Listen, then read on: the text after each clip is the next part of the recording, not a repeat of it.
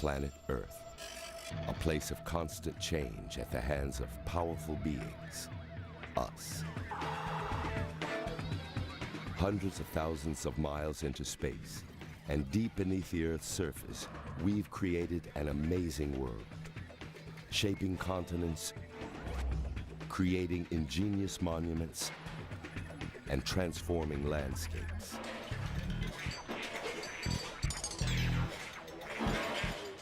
But the only way to fully understand the scale of our influence is to witness the world without it. If we suddenly disappear, what would happen to our highways, cities, rivers, our greatest monuments?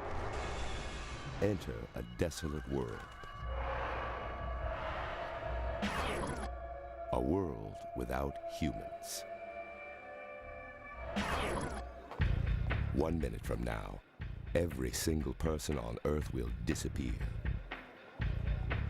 It doesn't matter how, or that it's far-fetched.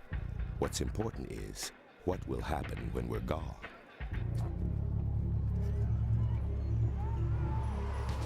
Of the billions of people in the world, half live in cities. Farms and pastures cover a third of all dry land.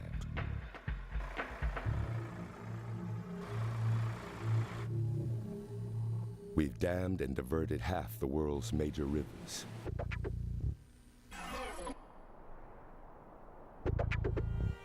$500 million cars clog the roads and highways. We've affected the air, the sea, and the land.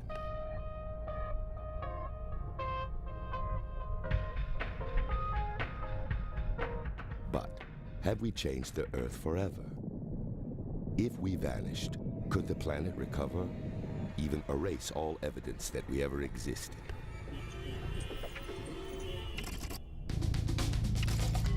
Friday, June 13th.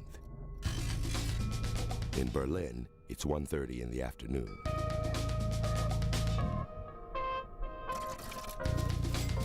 Across the Atlantic, stockbrokers get an early start on Wall Street. Las Vegas is anything but sleeping. And in Tokyo, parents tuck their kids into bed. Then, suddenly, the human race comes to an end. Every single person in every corner of the world vanishes. Cities transform into ghost towns.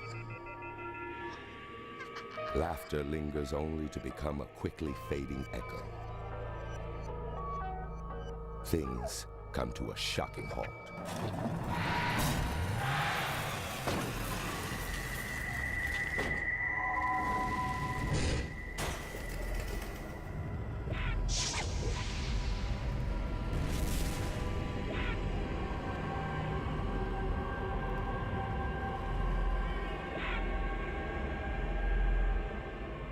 The moment we disappear, the world starts to change. There's an eerie silence in cities that are suddenly a little cooler. The average human body puts out as much heat as a 100-watt light bulb. Take away 8 million people from New York, and the entire city cools down by a fraction of a degree. Even though we're gone, the machines we left behind keep working.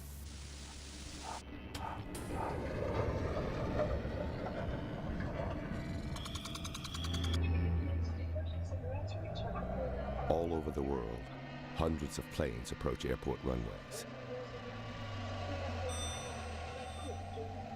Most descend at over 100 miles an hour, and today, all with empty cockpits, every landing will end in a fireball.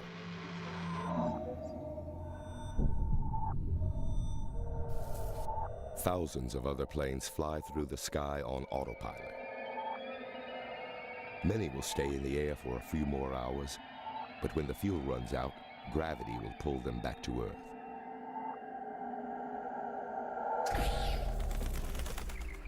In a world without humans, cities continue to function on thousands of automated systems.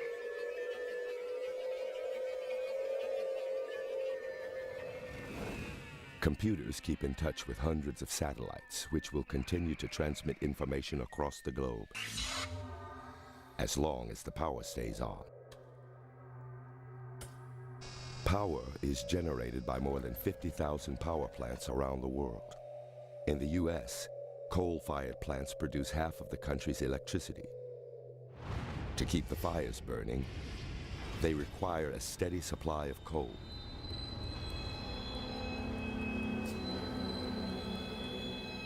But there will never be another delivery. The coal plants start to fail. The Western grid is knocked out by a rolling blackout.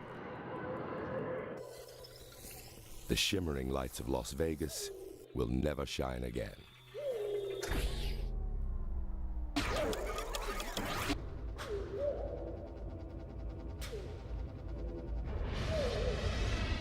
The sun breaks through the clouds in Pennsylvania, which still has power. As temperatures rise, automatic air conditioners turn on. The need for electricity surges. This area relies on wind power in addition to coal. Even without us, the wind turbines are still running, so there's enough power to meet the new demand. But at the local power station, there's no one to decide that more power is needed. Computers detect a problem and shut down the entire system. Pennsylvania is now without power.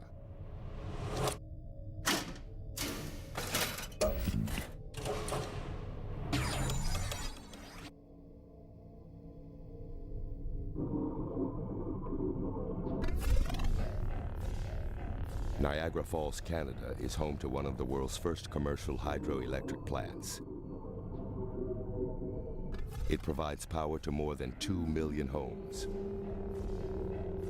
A mile upstream, water surges into tunnels that snake under the city.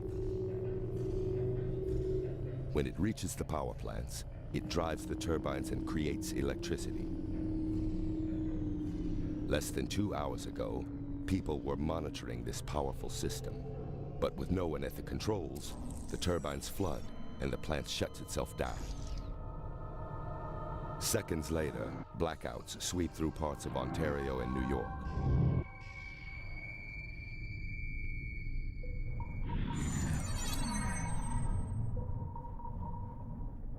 The worldwide loss of electricity reaches the nuclear power plants. Automated systems detect the electrical grid is failing and they shut off the reactors. But this is just the beginning. 6 hours after humans disappear, the sun goes down in Europe. The last power plants go offline.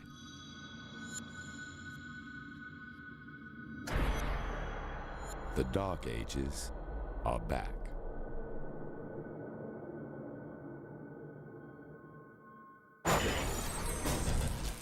The sun is still shining on North America and thousands of cars are still running. Every gallon of gas they burn sends 19 pounds of carbon dioxide into the air. This greenhouse gas can pollute the sky for the next 100 years. Without us, another source of man-made global warming is also disappearing. Planes send out water vapor in their exhaust, and the cold air transforms the vapor into clouds. But as the last planes fall from the sky, these man-made clouds disappear with them.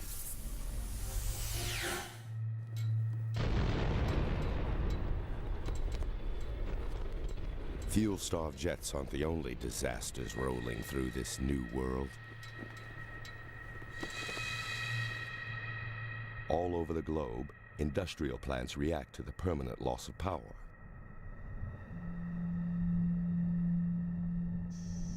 Some gases need electricity to keep them cold enough to be stored in liquid form.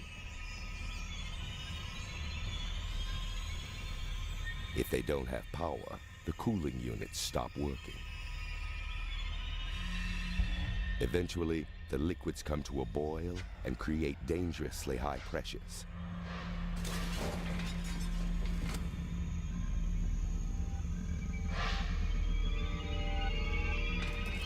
Many tanks have relief valves that vent gas to avoid explosions. But hundreds of thousands of tanks, all venting at the same time, is unimaginable. The gas is spread wherever the wind blows, and some are heavier than air, a danger to any creature that roots around in the soil. The same chemicals that made the modern world possible are now set loose to destroy it. Emergency backup systems are sustaining the world's nuclear power plants. Automatic diesel generators have kicked in to prevent a catastrophic meltdown.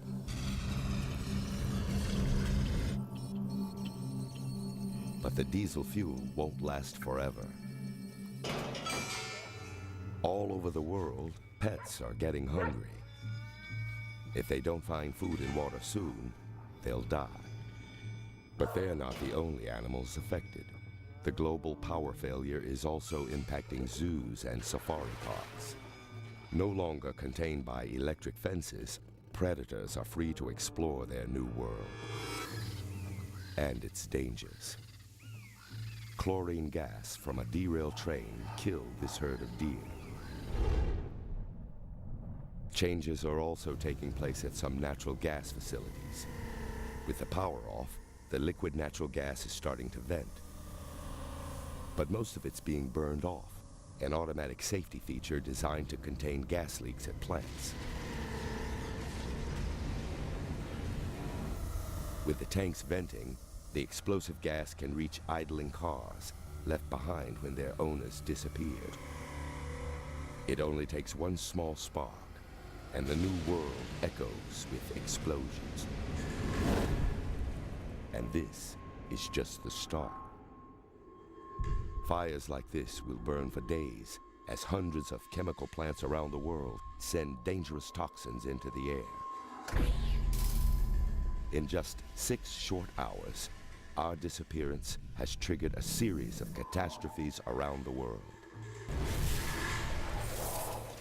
And as animals and atoms infiltrate this world without humans, a much bigger disaster could be looming.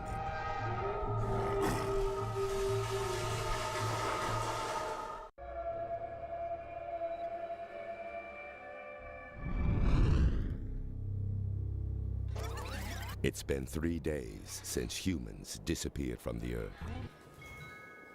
Power plants have failed. Machines have ground to a halt. Thousands of tons of toxic chemicals have escaped from the world's plants.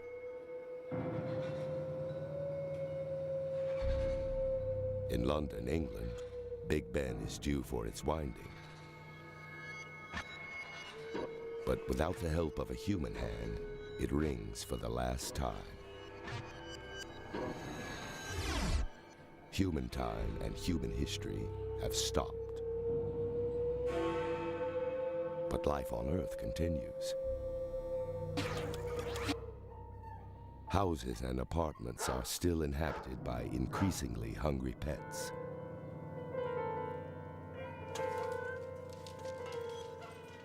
It's been 3 days since anyone has fed them.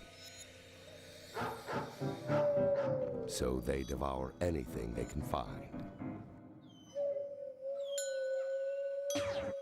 In the US, tens of millions of dogs were trapped when their owners vanished. Now, they either have to break out of their homes or die.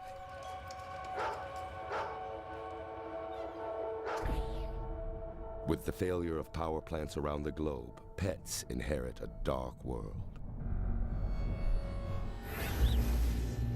At nuclear power plants, Emergency diesel generators started working as soon as the electricity failed.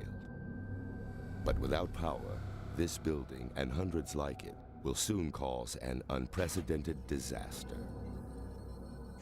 This is the spent fuel handling building, where radioactive fuel is stored in cooling pools after it's used to generate power.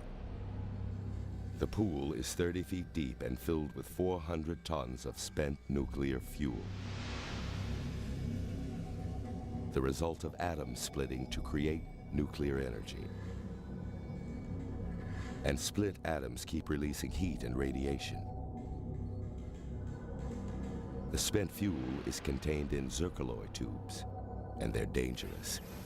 If they're not kept underwater, they'll quickly heat up to 1,000 degrees. They need to be kept in flowing, refrigerated water for years before they cool off. Nuclear storage sites can be found all over the world. There are 75 in the US alone.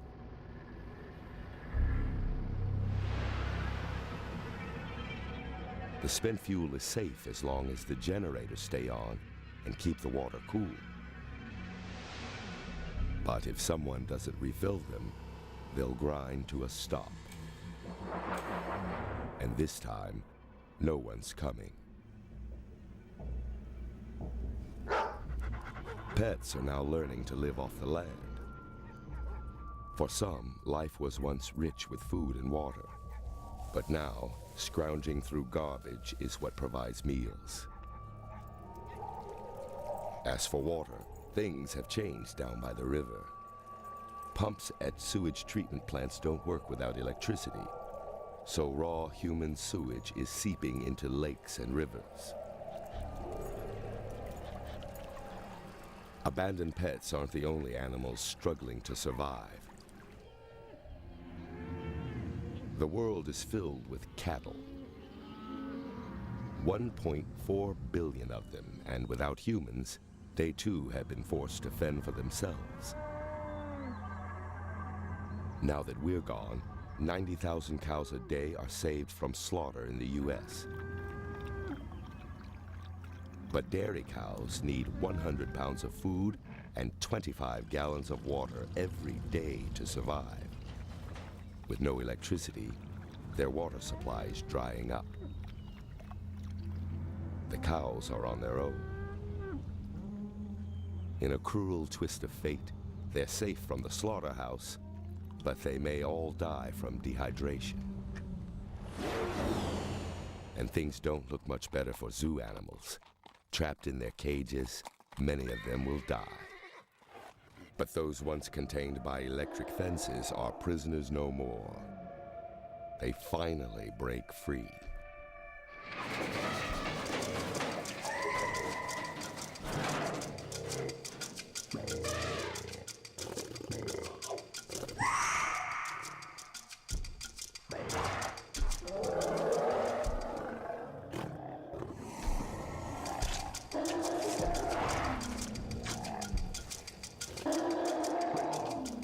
Elephants need up to 400 pounds of food a day, and finding it in the suburbs will be a struggle.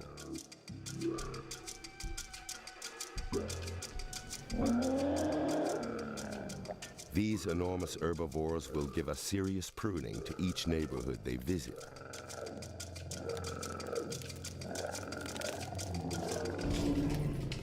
Predators also prowl the suburbs. These hungry lions have spotted another escapee from the zoo. But lions are skilled hunters on savannas, not in public parks.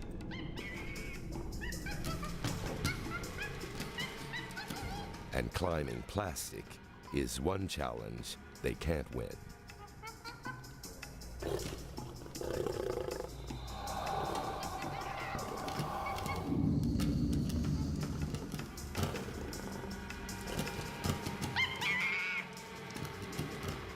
With the baboon out of reach, they need to find some easier prey.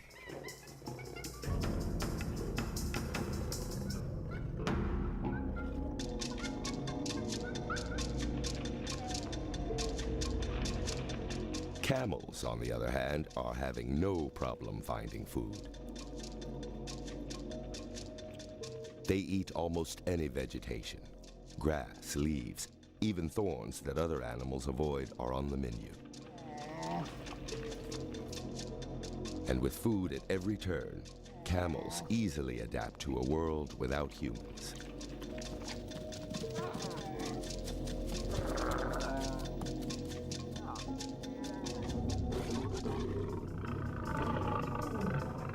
The lions have moved from the park to the porch as they continue their search for food. An unusual sight.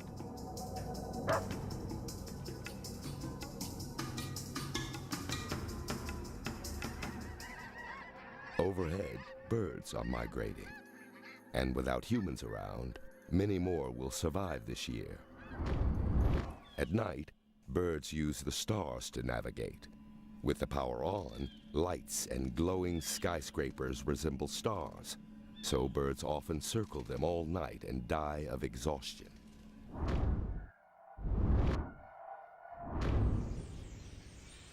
But in a world without humans, there is no power, so migrating birds fly more safely through major cities. Millions will reach their destinations. Their population will boom.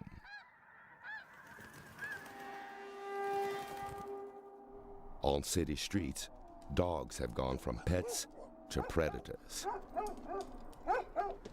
Within a week of losing their human masters, they're forming packs and fighting for dominance, which hasn't happened since 2005, when Hurricane Katrina forced humans to evacuate New Orleans and leave many dogs behind.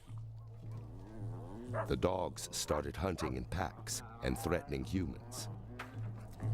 But not all dogs are equal. With more than 400 different breeds, some varieties, like this poodle, don't have the size or strength to compete.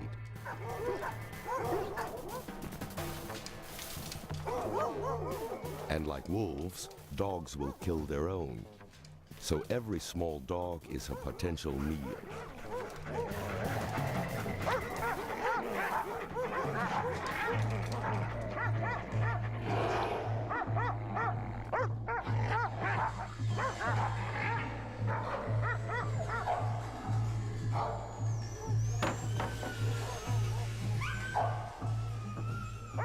In the next few weeks, most smaller dogs will be killed.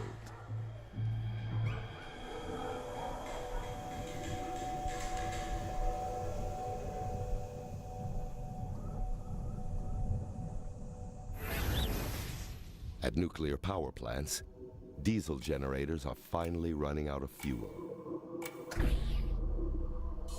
The power goes off for good inside the spent fuel buildings. The cool water stops flowing. The temperature starts to rise. In just a few days, the water will boil and evaporate. And without people to stop it, a nuclear disaster greater than the world has ever seen is now inevitable. A massive dose of radiation, 500 times greater than what was unleashed on Hiroshima, will be released.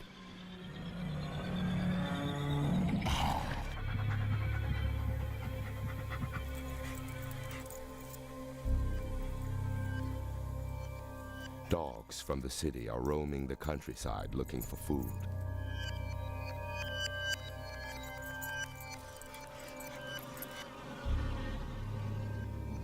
And they're hungry enough to try just about anything, even corpses. The fields are littered with dead dairy cows.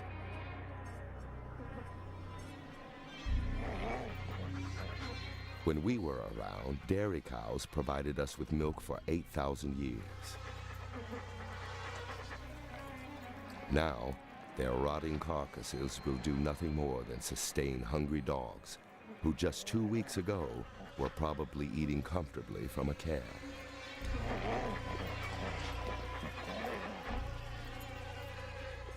Not all cows are dead.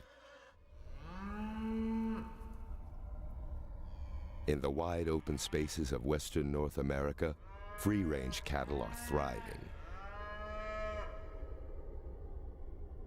But the same can't be said for the domesticated animals trapped in pens.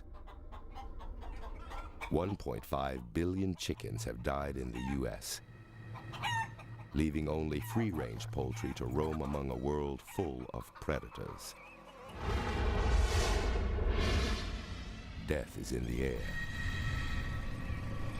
A time bomb ticks. This world without humans is about to suffer devastating blows.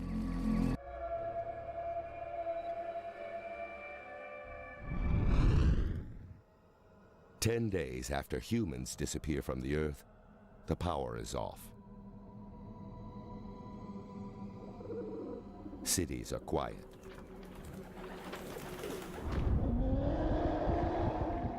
Animals that escaped from zoos and safari parks roam free, but fight to survive. Predators are a problem, but we left behind other deadly forces. For days, superheated steam has been escaping from the spent fuel building of this nuclear power plant. With no emergency power, there's nothing to keep the fuel from heating up. The fuel burns through casings and sets fire to everything in the room.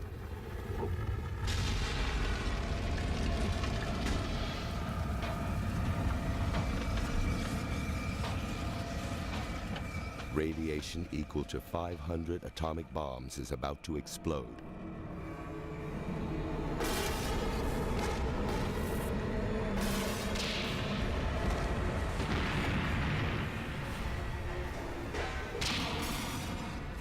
This is a nuclear disaster, and there's no one to stop it.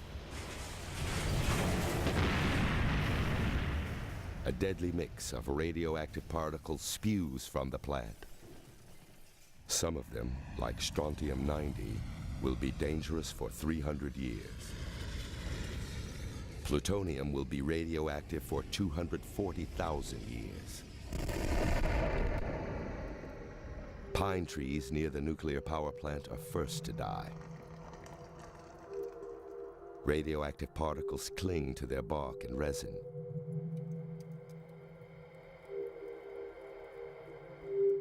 Chlorophyll, which makes the trees green, is damaged, and as a result, they turn red.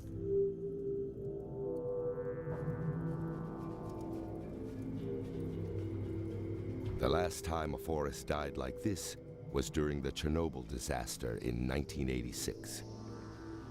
Radiation contaminated an area of 50,000 square miles, the size of Alabama. In a world without humans, this scene is repeated again and again. Nuclear power poisons the Earth we left behind. There are 6 nuclear power plants in Illinois. Radioactive smoke fills the streets of Chicago, the site of the world's first self-sustaining nuclear reaction. Fires break out at many of the 30 nuclear plants located in the eastern U.S. Each one is almost 20 times more radioactive than the Chernobyl disaster. Many of Europe's 173 reactors also ignite. Their spent fuel burns.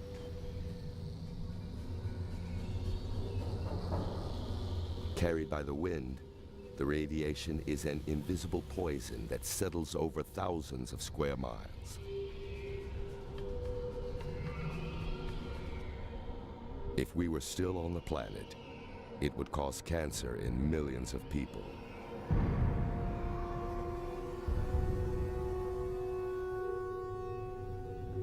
Giant plumes of radioactive smoke and particles spread across the northern hemisphere.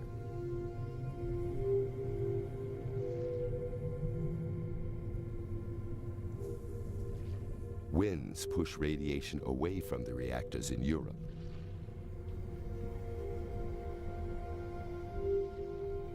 If conditions are right, it could reach as far as North Africa.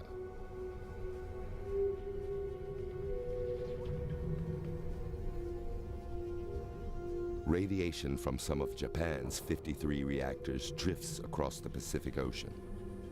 The world's most remote islands are in its path. Rain washes much of the radiation from the sky, concentrating its deadly effects. Some areas become more deadly than others. Large animals flee areas where plants have died from radiation poisoning. But small creatures aren't as lucky. Many live on the forest floor, where leaves and soil are coated in radioactive particles. Radioactive beta particles can only penetrate half an inch into living tissue. For large animals like deer, their vital organs are spared a direct assault.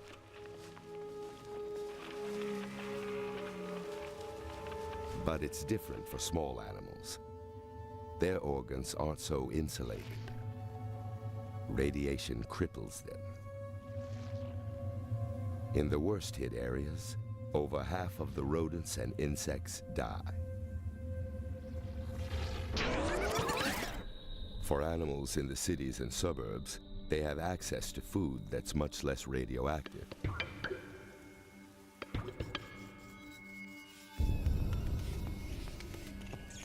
Grocery stores can provide enough food for city mice to last for generations. They also make a perfect breeding ground. A female mouse can give birth to more than 70 offspring in a year. Since radiation has killed many of the mice outside, this cat heads indoors, where he just might get the 8 mice a day he needs to stay healthy. Humans need a variety of foods to get all the fat, protein, and vitamins we require. Cats don't. They can produce their own vitamin C, and they get the rest by eating the organs and entrails of mice.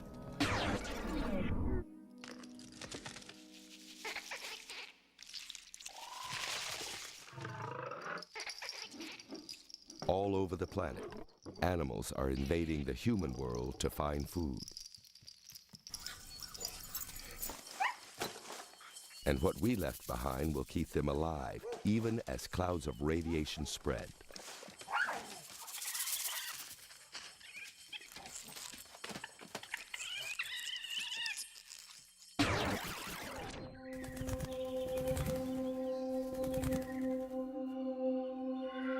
Radiation has dissipated. Cities are quiet and the atmosphere is improving.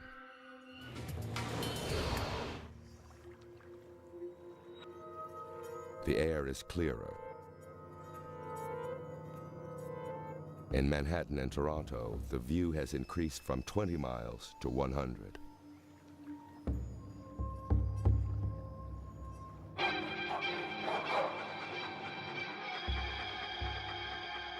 City dogs still roam the countryside looking for food. Most of these former pets are far from skilled hunters. But if they're hungry enough, they'll try to attack anything once.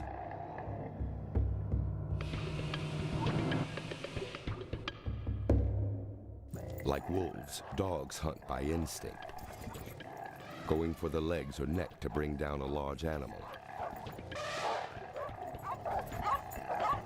But instinct is no match for a beast weighing thousands of pounds.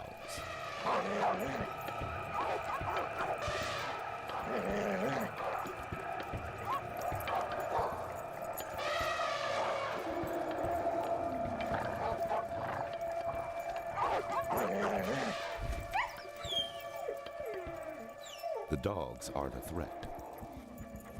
And without humans, the elephants are predator-free. In just a few months, pets and zoo animals have become killers in a radioactive world. But another challenge is on the horizon: winter.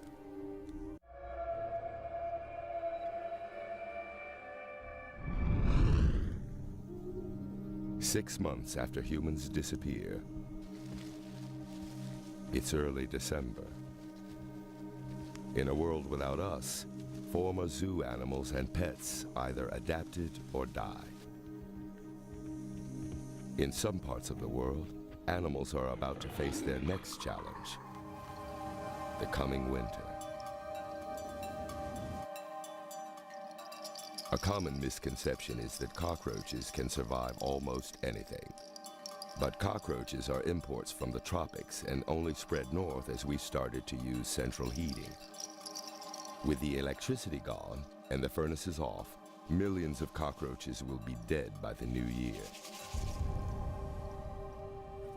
For other animals, our sudden disappearance isn't a problem. It's an opportunity. Raccoons and squirrels already know the best way to survive the cold is to sleep through it. And this winter, they have many new dens to choose from that are drier and safer than sleeping outside. These squirrels are tree dwellers, so they camp upstairs.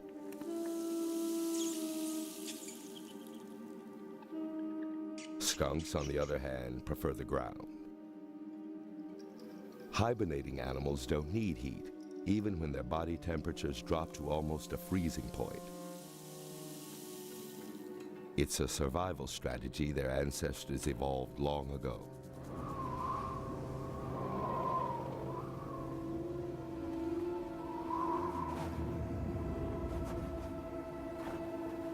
But this African elephant isn't equipped to deal with frigid temperatures.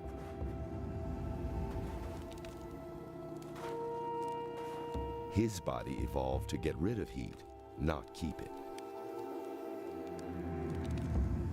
In Africa, his thin ears would have helped him keep cool, but now they're just getting frostbitten.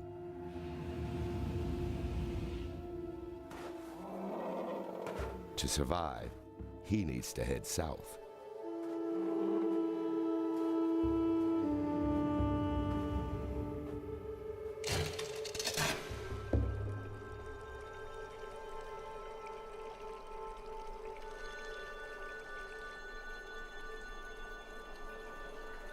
After winter comes a spring like never before.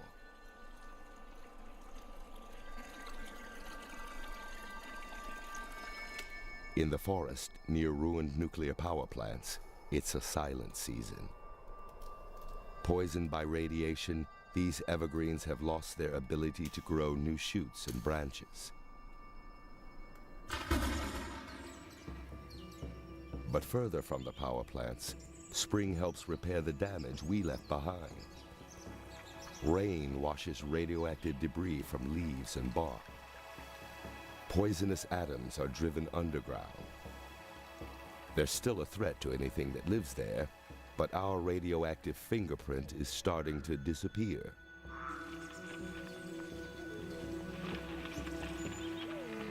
And that's not the only threat to animals that has vanished. Without humans, there is no one to hunt. And a population explosion of animals takes over the empty spaces. This new world is filled with new opportunities.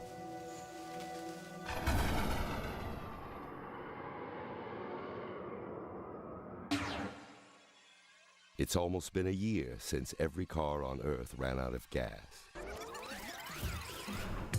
In their last year on the road, cars pumped 7 billion tons of carbon dioxide into the air, more than 1 ton for every person on Earth. This greenhouse gas accounted for half of the impact humans had on global warming. But now, the carbon dioxide will be cleaned up faster than ever before. In spring, new plants and leaves need carbon to grow. They draw it out of the air, naturally cleansing a polluted planet. New trees soak up more carbon than old ones. This spring, nature has many new places to grow. For the past 10,000 years, we've been imposing our will on the planet. In downtown Los Angeles, 2/3 of the land is covered in roads and parking lots. We made our mark in the suburbs, too. In the U.S., lawns and golf courses cover an area bigger than Florida. Now that we're gone, nature is reclaiming the earth. Nothing is immune. Millions of miles of roads and highways are slowly being invaded by moss and lichen. And all they usually need is water.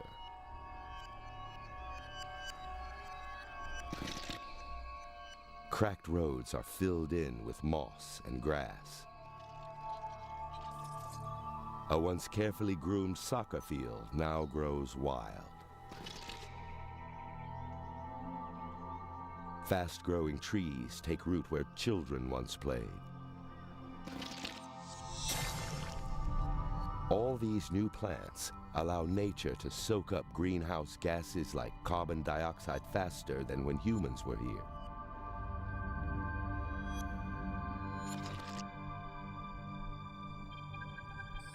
Year after year, our grip on the land is loosening. But humans also tried to rule the sky. And now, even that reminder of our time on Earth may disappear.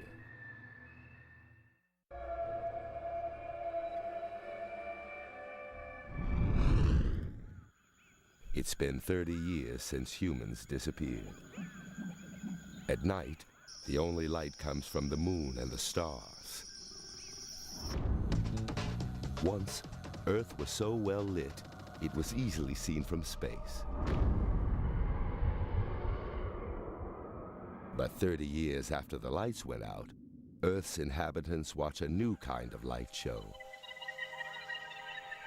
Hundreds of strange shooting stars fly through the sky. A few even make it to the ground.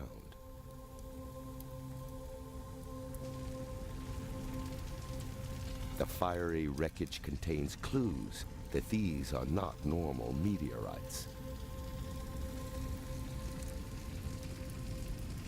These shooting stars are some of the last survivors of the space age.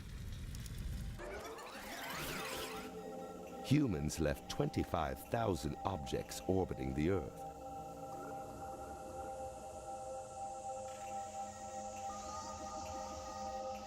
Most of it was junk. Clamps, pieces of rockets, remnants left from our 50 years of working in space. And without us, there's nothing to keep it from falling back where it came from. When solar storms erupt on the surface of the sun, radiation expands the Earth's atmosphere and slows orbiting satellites and space junk. Gravity does the rest. Satellites in higher orbits have been slowly spiraling closer to the Earth for the last 30 years. Now, with dead batteries, they plummet to the ground.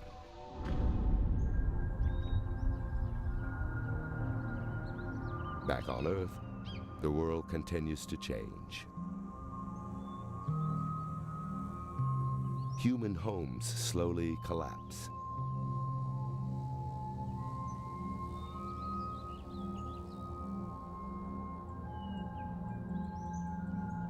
Plants and animals help speed up the process.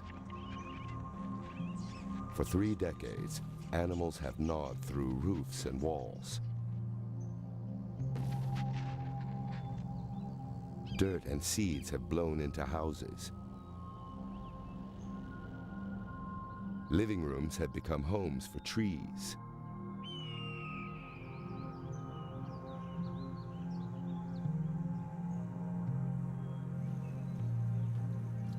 Rain falls into dining rooms and kitchens.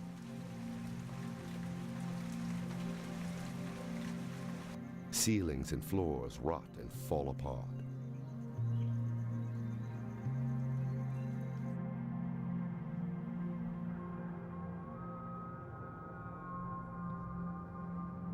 Schools once taught about human triumphs over nature.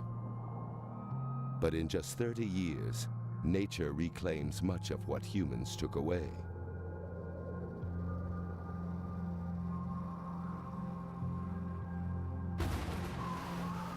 changes are especially obvious along the world's coastlines, where we built many of our cities and homes.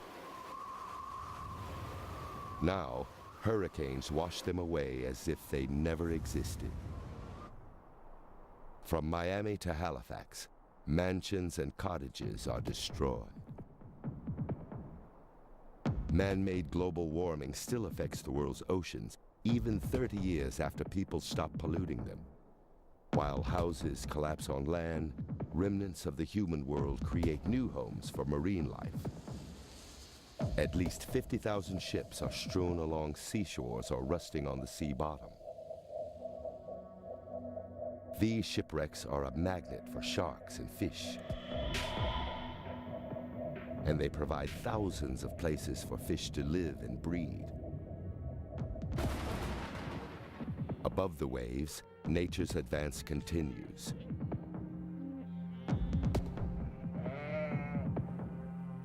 Humans used 1/3 of all dry land for farms and pastures.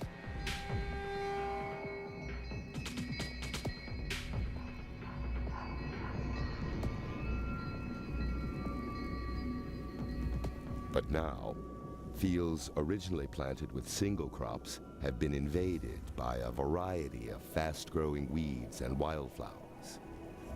Every year, forests expand their territory, growing closer to meadows of bushes and shrubs. It took us 10,000 years to force our will on the planet, carve our mark on every continent. Now, nature is invading civilization's citadel, the concrete jungle.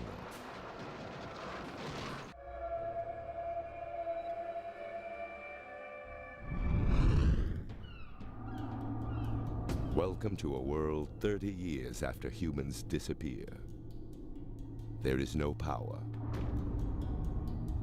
The screech of cars and jets will never be heard again. But cities are still filled with life. Wild dogs hunt in packs, roaming the roads and sidewalks we once roamed. Plants and trees are taking over. New York's Central Park is actually getting bigger.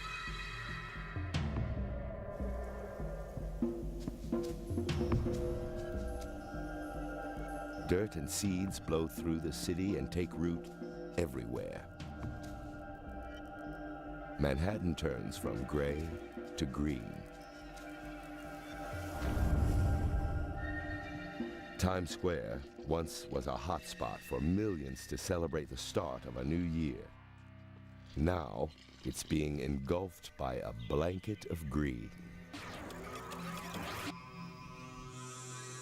Nature is reclaiming the world, city by city. In London, young trees sprout in Trafalgar Square.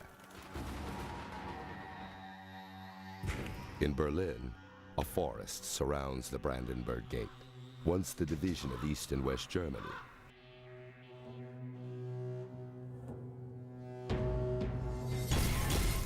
"30 years after we disappear, glass tumbles onto deserted streets.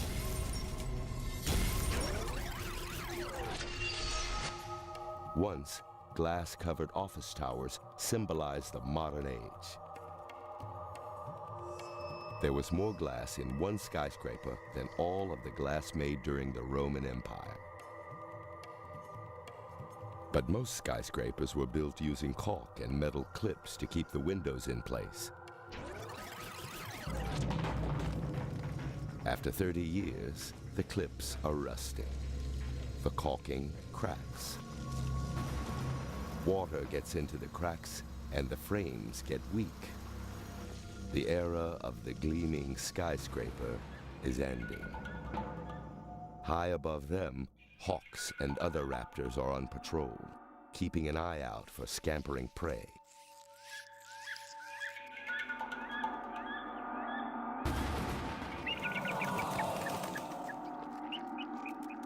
The concrete jungle is born.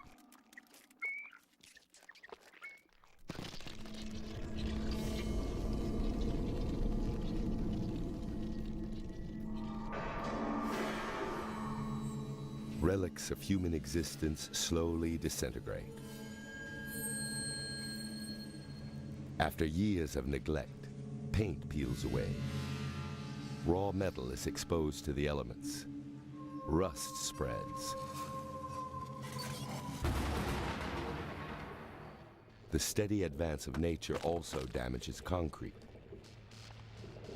This was once a train station crowded with commuters. Now its concrete roof is falling apart. Concrete is strong but extremely porous. Rain washes away the limestone used to make it.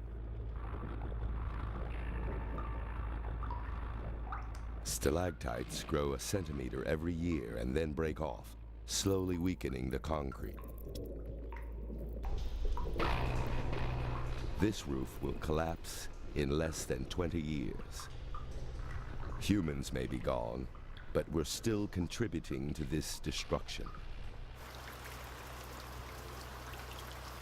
We burn fossil fuels and pump tons of carbon dioxide into the air for more than 100 years. Now, the planet is slowly getting rid of our pollution.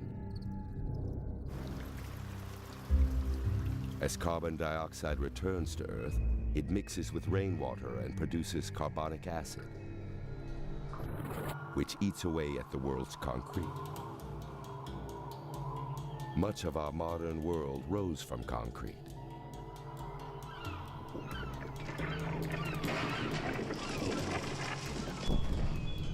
Now, these soaring buildings, engineering marvels, are ready to fall.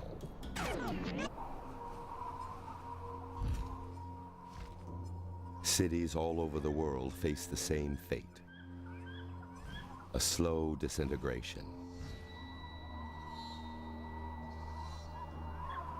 Without windows, high-rise offices are now occupied by birds and animals.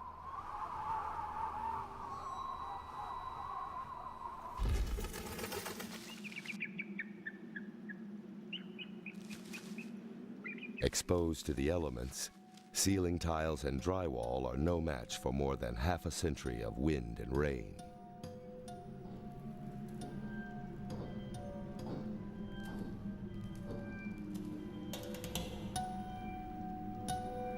Rust is everywhere.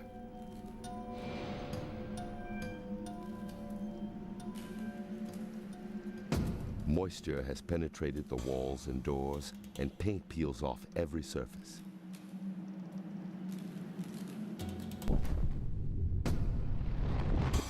But the damage goes deeper than that.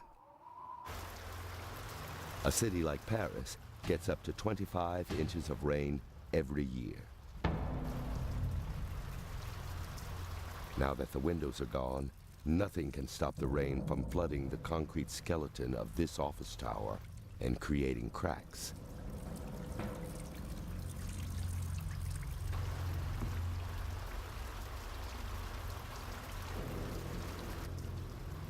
The cracks are caused when carbon dioxide penetrates the maze of microscopic pores in concrete. Then it winds in until it reaches the rebar, metal that gives reinforced concrete its strength. Rebar is usually hidden from the outside world, but now the carbon dioxide is causing the bars to rust. As the rust radiates out from the steel, it expands, splitting and cracking the concrete. The building is under attack from the inside out. Cracks are appearing all over the world, and there's no one around to fix them. When people were on the planet, problems like this would be repaired. But now, cracked concrete can't be reinforced or replaced. The damage runs unchecked, and the changing seasons only makes matters worse. As water turns to ice, it expands and puts more pressure on the crumbling buildings. The constant freezing and thawing makes the cracks grow. In just 100 years, the concrete becomes too fractured and brittle to support its load. The upper floors collapse, and their combined weight crushes the floors below. The building crumbles to the ground.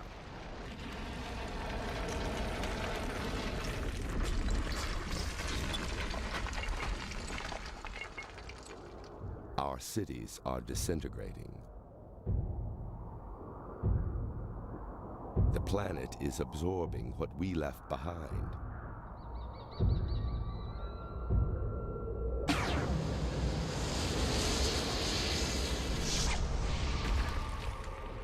But buildings won't be the last human structures to fall. Some of man's greatest feats of engineering may be next.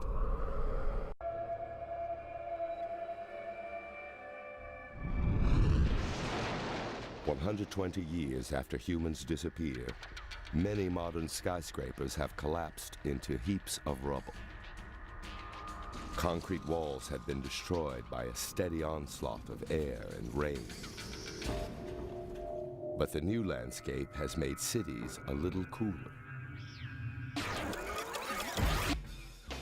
When we ruled the planet, heat from the sun was soaked up by black roofs and roads. Asphalt absorbed 95% of the sun's light. Black surfaces made cities up to 10 degrees hotter than surrounding areas. But now that we're gone, asphalt is being covered by grasses and trees. Shade keeps the ground cool. The temperature drops. The world's climate is changing. Man-made global warming is finally coming to an end, thanks to oceans. For the past 120 years, churning waves have absorbed carbon dioxide into the top layers of the seas. Then, microscopic plankton and shellfish absorbed it into their bodies. Many died and sunk to the bottom of the ocean, taking our carbon dioxide to the depths. After the last cars stopped running, much of their exhaust is finally being buried. Our impact on the climate is declining. The changes are being felt all around this new world. In Berlin, young trees attract new life. The saplings growing out of the concrete provide food for animals. But where there are deer, hunters are sure to follow. These wolves have come in from the country. Most of the wolves in Germany were killed by humans long ago. But these hunters are from Poland. And wolves aren't the only predators around. When we disappeared, millions of domesticated dogs had to fight or die. At first, the dogs had an enormous edge in numbers, but they were facing a battle they couldn't win. Many of the newly liberated pets were neutered. Unable to reproduce, they lost their advantage and slowly died out.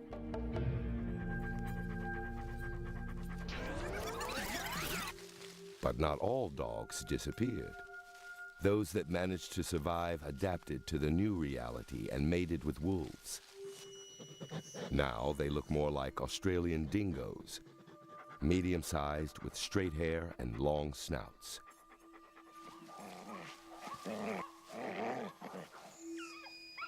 Genetically almost identical, dogs and wolves were kept apart by humans. But in a world without us, dog and wolf genes are mixing, assuring the future of the canine species. And this new generation is thriving in cities. 120 years after humans disappear, thousands of wolves hunt across Europe. They need to eat every few days, so they're lured by their prey downtown.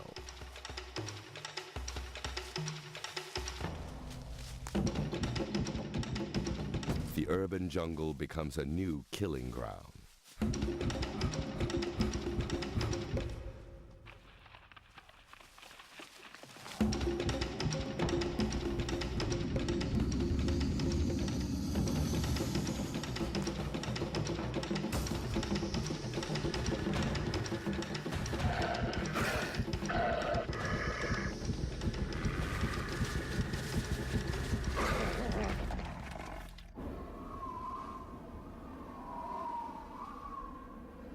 There are some places getting colder and whiter than when humans were here. With no black roads or roofs, some cities definitely suffer the chill. In northern cities, more snow falls and stays longer. But packs of wolves and dogs still manage to find food through these cold winters.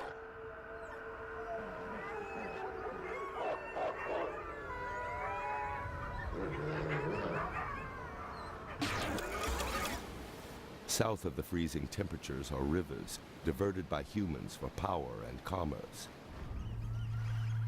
This is the Thames River in London, England. Humans tried to tame it for more than 1,000 years. Once, the Thames was a gateway for thousands of ships, but its high tides and storm surges often threatened to flood the city. So, one of the largest systems of floodgates was built to hold the waters back.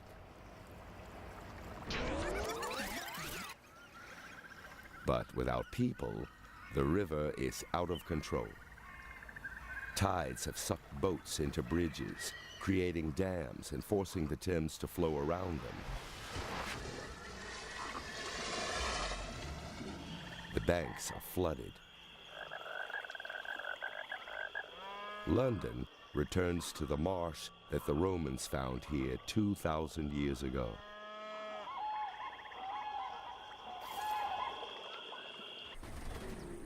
In the American Southwest, the problem is too little water. This is Imperial Valley in Southern California. Once, it provided half of America's winter fruit and vegetables. With 350 days of sunshine, some crops had 4 harvests a year. But only 3 inches of rain falls annually. The dry air helps preserve buildings, but it's deadly for crops. People intervene to make this desert bloom.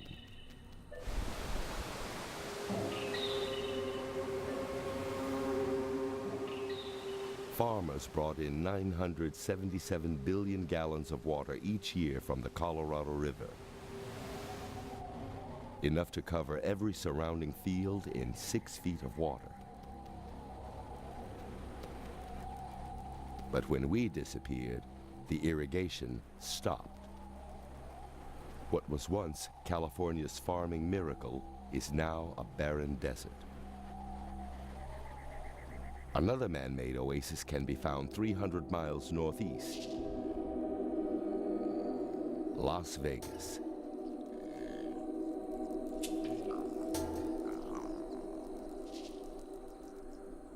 Built in the middle of a desert, its casinos and fountains use water brought in by electric pumps.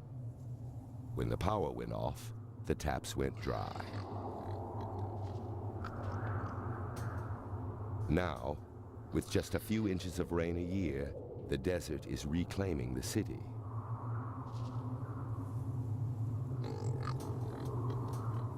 But nature hasn't erased all evidence of our presence.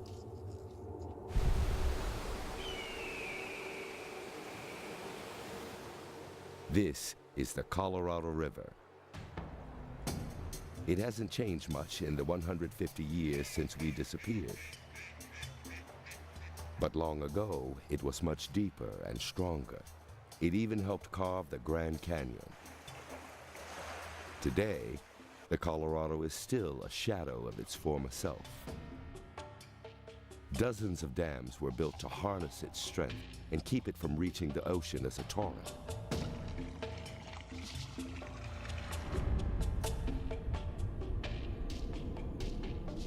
Humans also built reservoirs to contain its massive power. And there the waters will stay as long as the dams can hold the river back.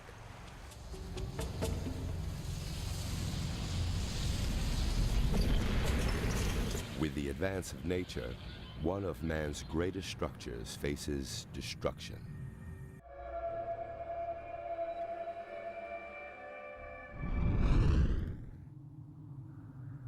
"200 years after humans disappear, nature has taken over many of the world's cities.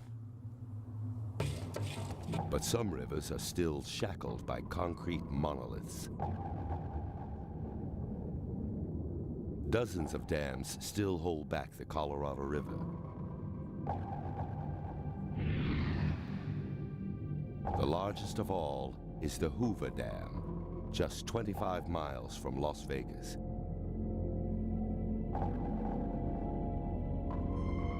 It's as tall as a 70-story building, with a base as thick as 2 football fields. Enough concrete was poured to pave a highway from New York to San Francisco.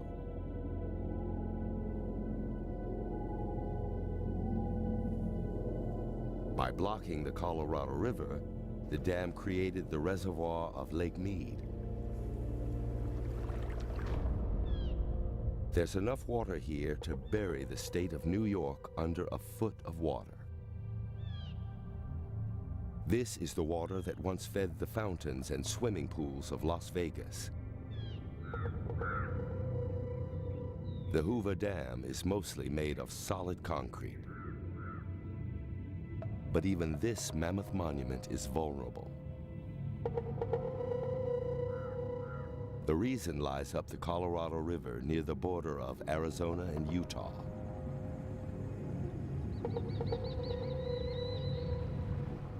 This is the Glen Canyon Dam. It was created to store water for nearby cities and to generate electricity. But this dam has a major weakness. Its spillways, which act like an overflow drain on a bathtub. If the river level gets too high, the excess water escapes through the spillway tunnels so it doesn't go over the top of the dam. But the spillways can't handle sudden floods. The threat is high in the mountains. When winter storms produce unusually high snowfall, the heavy spring runoff creates surging floodwaters. They rush head-on to the dam. After rusting for 2 centuries, the gates that control the spillways have collapsed. The water races through 700 feet of tunnels deep inside the dam. And as it does, it creates a destructive pattern. Low-pressure bubbles form in the water. When they pop, they cause supersonic explosions that eat through the rock into the dam. Once, special concrete ramps prevented this from happening. But after 200 years without humans, erosion has taken over the tunnels.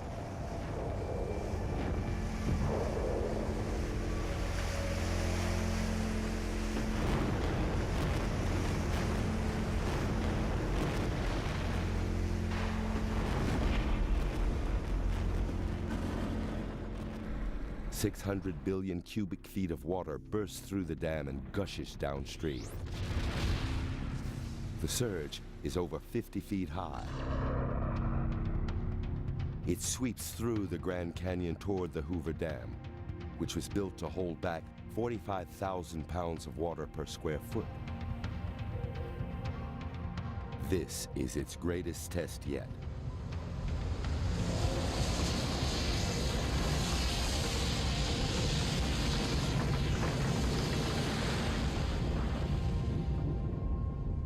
The water pours over the Hoover Dam, sweeping away everything in its path.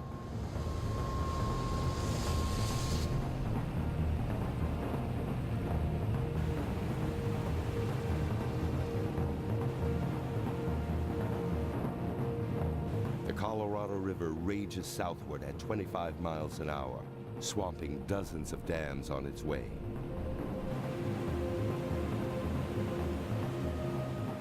"18 hours later, it reaches the Gulf of California.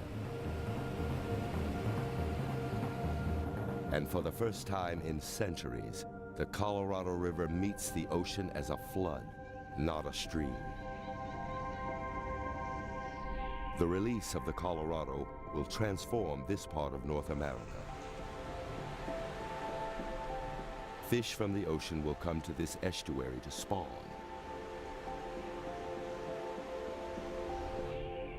A vast marsh, once one of the wonders of the Americas, will be revitalized. Hundreds of species will find new homes as river and ocean combine. Nature is reclaiming the world.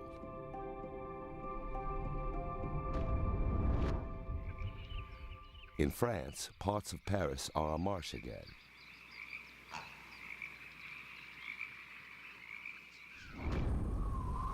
In California, irrigated fields have reverted to deserts. And Manhattan is a forest.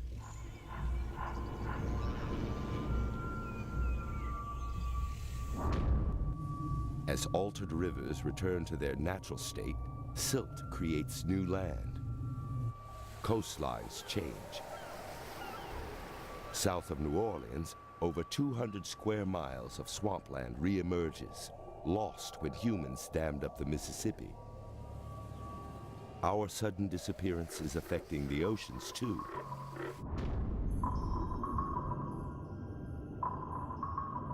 Once, we took 518 million pounds of fish from the sea every day. Now, with no trawlers to catch them, fish live longer and grow bigger. Cod have tripled in size, growing from just a foot or two up to 6 feet. Much larger creatures are also recovering in our absence. Whales are thriving after 200 years without people. And they've had a lot to recover from. Before the petroleum industry, whales were a major source of oil for machines and lamps. Most whale hunting declined when humans started extracting oil from the ground.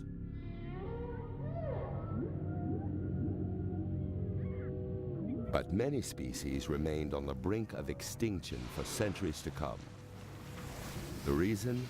Large modern ships. In our last 50 years on Earth, the number of ships worldwide doubled.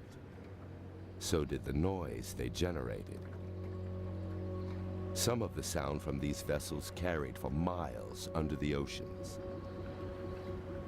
As a result, whales could no longer hear each other's mating calls. And they rely on sound to find mates up to 1,000 miles away.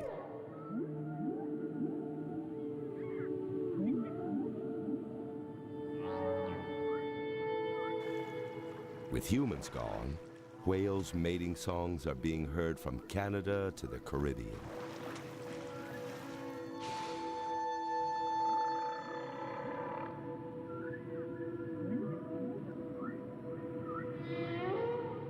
After 200 years, our impact here is vanishing. The oceans once again teem with life.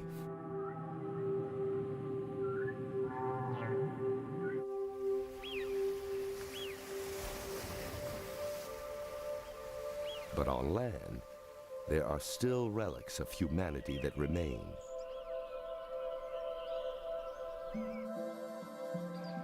We built symbols of our power when we ruled the earth. But how long will they last?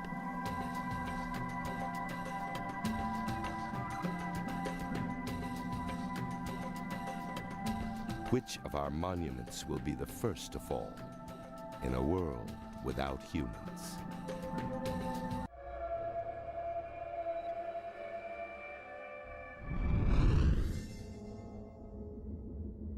It is now 230 years after humans disappear. Few signs remain that an intelligent, creative species once lived here. One of the grandest is also one of the world's most recognizable modern monuments, the Eiffel Tower. Over 1,000 feet tall, it was constructed in 1889 for a world exhibition and was meant to be torn down 20 years later.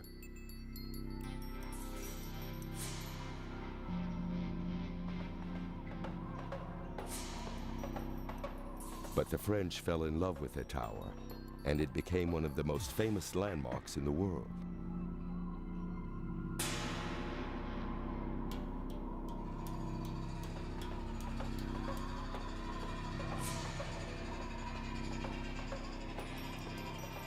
This 19th century marvel of construction was designed by bridge builders, and it's been standing now for centuries, outlasting even modern skyscrapers.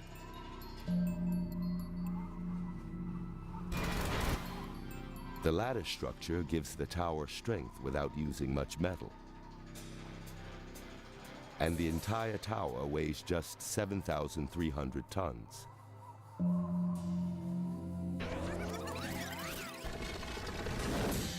When people were still around, the Eiffel Tower was covered in 60 tons of paint to protect it from the elements. But 230 years of weather has taken its toll. Rain has flaked away the paint. Rust eats away at the tower's iron. With every rainstorm, the entire structure erodes and becomes more brittle.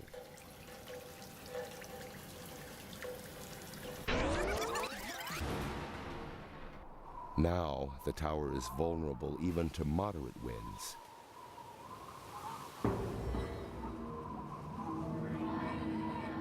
Normally, its support beams can withstand these winds, but now they're too weak.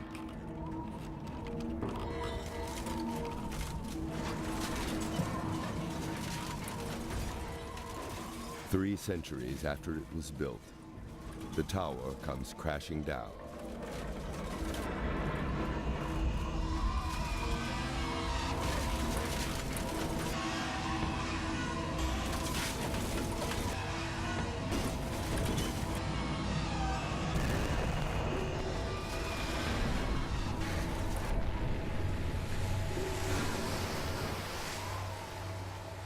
Paris's landscape changes forever.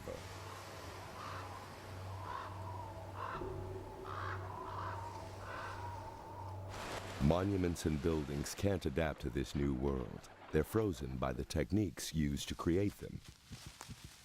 But species can evolve as conditions change. Here, in the forests of Paris, animals that we left behind have adapted.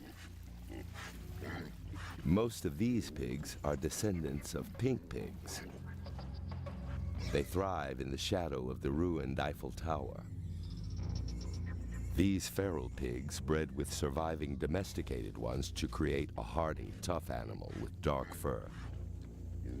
They are survivors in the new world without us.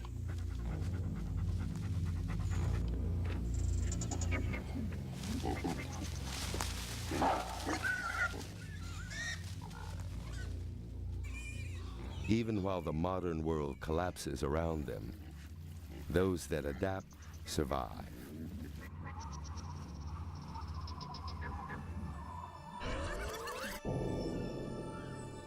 Another symbol of human ingenuity stands on the other side of the Atlantic.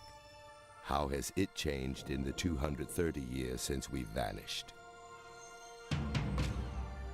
The Statue of Liberty was built in 1886 of massive copper plates. She's 3 years older than the Eiffel Tower.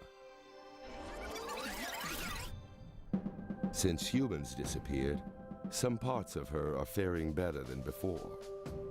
Acid rain used to eat away at her skin, stripping her of 1 pound of copper every year.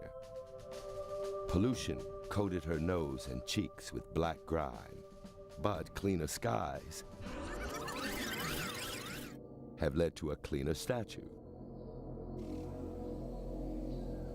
Liberty's skin has benefited from the absence of humans, but other parts of her body haven't. Over the centuries, a forest has grown up around her, and it's littered with copper plates. The plates are about as thick as 2 pennies and can last 1,000 years. So why is the Statue of Liberty losing her skin?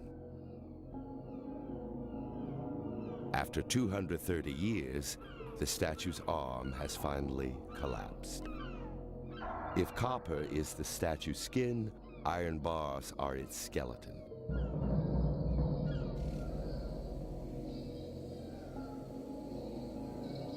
And like the Eiffel Tower, these iron bars have rusted through. The shoulder bars became too weak to hold up the arm and its torch. Now, this symbol of freedom is only visible to wildlife.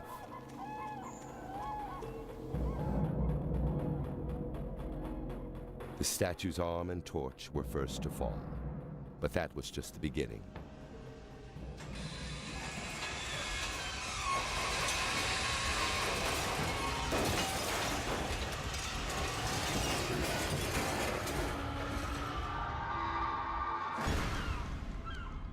More than 200 years have taken their toll on some of our most iconic monuments. It's only a matter of time before they disappear forever. Signs of the human species are becoming harder to find in North America. The eastern half of the continent is covered by immense forests. Without us to cut them down, trees are growing 90 feet tall and blocking the sunlight.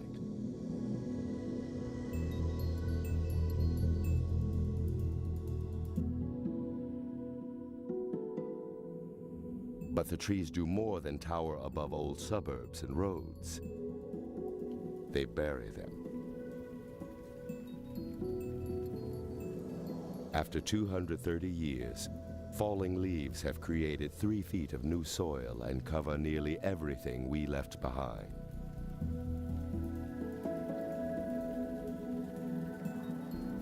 Occasionally, rain-swollen streams reveal the remains of human existence. This is all that's left of a home, centuries after the wooden beams and floors rotted away. Plastic from modern houses also litters the ground.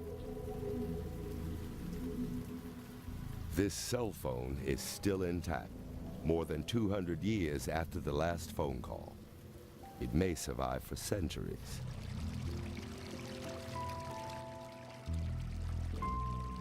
Most metals have rusted through, but stainless steel is truly stainless.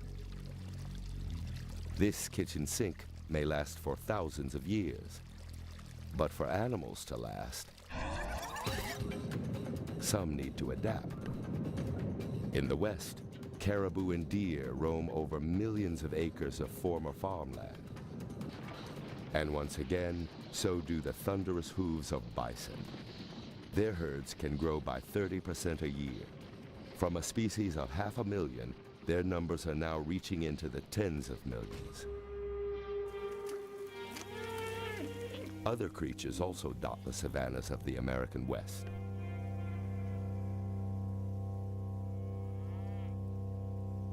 These furry beasts are the descendants of millions of beef cattle. Their ancestors mated with Highland cows, a breed insulated with fur, not fat.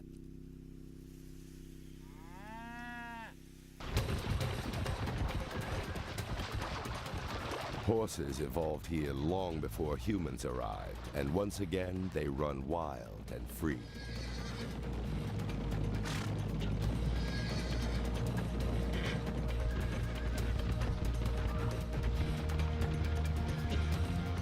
In just 230 years, North America has buried human homes and lost some of its most prized monuments.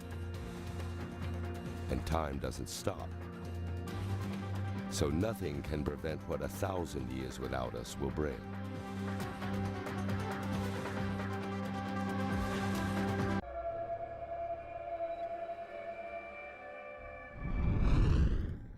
"1,000 years after every human disappeared from Earth,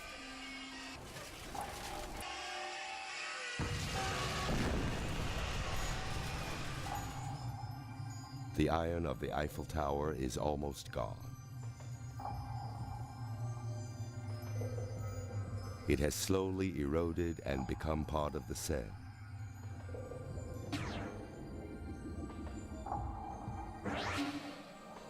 In New York, the Statue of Liberty has fallen into the forest. Her iron skeleton finally gave way, and her body collapsed. But her pedestal still towers above the trees around it.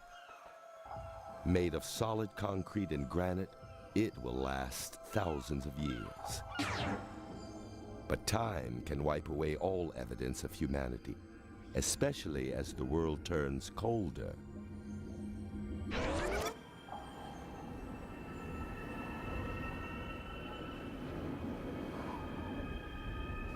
A new ice age grips the planet.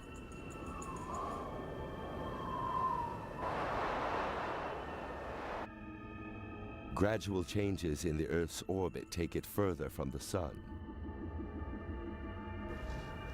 Snow will stay on the ground in northern cities for 2 summers in a row. Then, a chain reaction causes ice to cover most of the northern hemisphere. It will stay here for the next 100,000 years.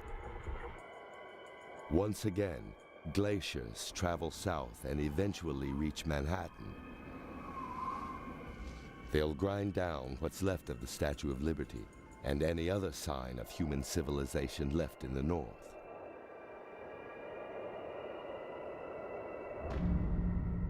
But there's one place our imprint will remain indefinitely: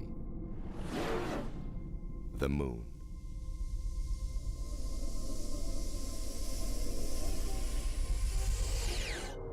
Unlike Earth, the moon's landscape changes very slowly. Craters more than 4 billion years old are still preserved, along with some human artifacts. A car, a television camera. The only reminders of the human species that will last for millions of years aren't even found on Earth.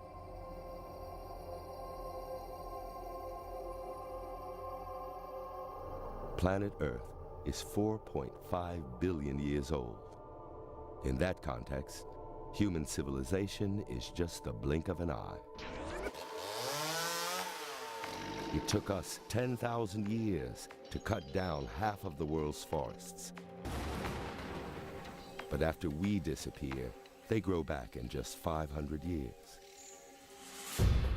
Once, we used half of all fresh water and changed the course of half of the world's major rivers. But some dams were washed away in just 200 years.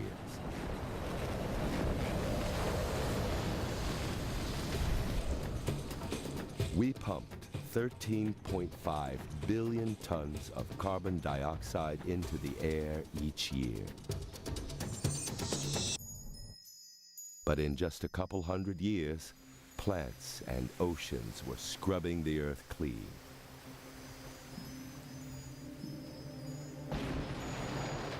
It took just over a century for our major cities to start crumbling, for forests and swamps to cover what used to be concrete and asphalt. The planet was even able to handle the nuclear legacy we left behind.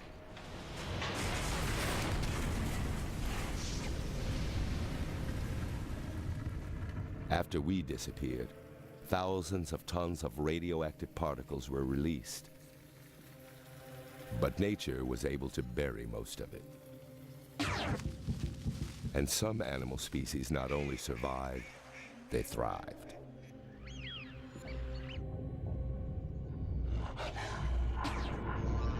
Earth is resilient. In time, it cleaned up every mess we left behind.